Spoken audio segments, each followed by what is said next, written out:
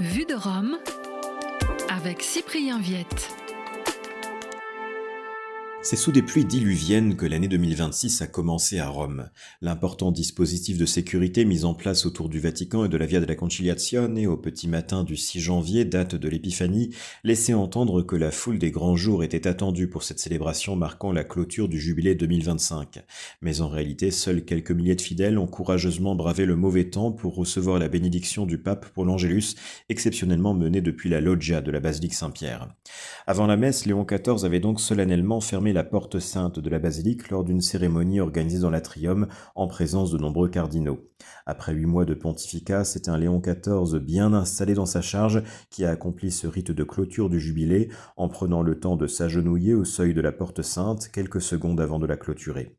Les cardinaux ont confié avoir été impressionnés par son autorité et son incarnation de la fonction papale durant cette liturgie. Au terme de cette année balisée selon un programme établi par son prédécesseur, le pape François, Léon XIV va désormais pouvoir développer un agenda marqué de son empreinte personnelle.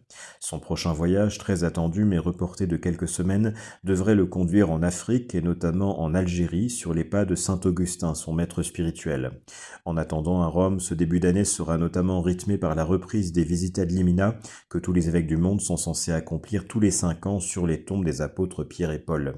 À la fin du mois, le pape recevra notamment ses anciens confrères de l'épiscopat du Pérou, dont il fut membre de 2014 à 2023.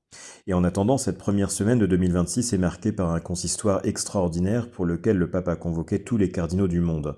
Environ 170 d'entre eux ont pu venir pour cette réunion d'un jour et demi, prenant à la fois l'allure d'une retraite spirituelle et d'un mini-synode.